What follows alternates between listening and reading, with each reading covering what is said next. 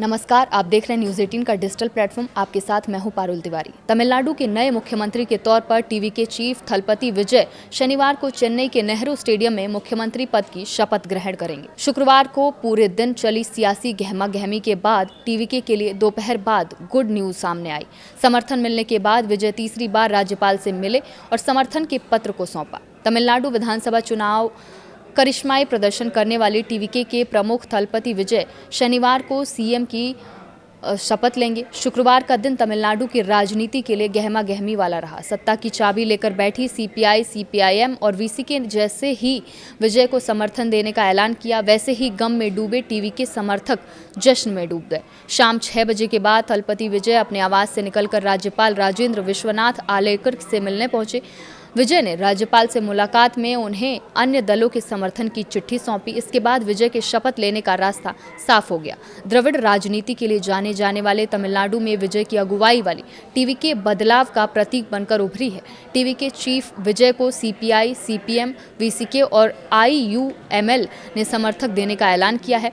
इन सभी पार्टियों के पास 2-2 विधायक हैं। ऐसे में विजय के समर्थक विधायकों की सूची 120 पहुंच गई है। विजय की टीवीके ने 108 सीटें जीती थी।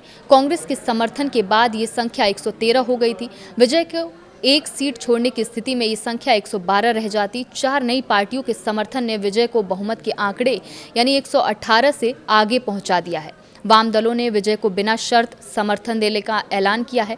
हालांकि लेफ्ट नेताओं ने कहा कि डीएमके गठबंधन भी जारी रहेगा। तमिलनाडु में चुनाव नतीजे आने के बाद नेहरू स्टेडियम में नई सरकार के शपथ ग्रहण की तैयारियां शुरू हो गई थी, लेकिन टीवीके के पास बहुमत का आंकड़ा नहीं होने के बाद ये अटक गया। तमिलनाडु में थलपति विजय के तौर पर लोगों के दिलों में राज करने वाले दक्षिण भारत के इस अभिनेता ने 2 साल पहले टीवीके बनाई थी। चुनावों में टीवीके की सबसे बड़ी पार्टी बनने पर राज्यपाल से पहली बार 6 मई को मिले थे। इसके बाद विजय ने 7 मई और फिर 8 मई को मुलाकात की। तीसरी बार जब विजय राज्यपाल के सामने पहुंचे तो विश्वास से भरे हुए थे। उन्हें देखकर राज्यपाल भी मुस्कुराए। बीजेपी ने विधानसभा में विश्वास मत की वोटिंग में हिस्सा नहीं लेने का ऐलान किया है।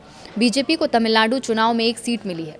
टीवीके की सरकार का रास्ता साफ होने के बाद अब सभी की नजरें एआईडीएमके के रुख पर लगी हैं कि एडापल्ली पलानीस्वामी अब क्या करेंगे, क्योंकि एडीआईएमके में काफ़ी विधायक विजय को समर्थन देने के पक्ष में हैं।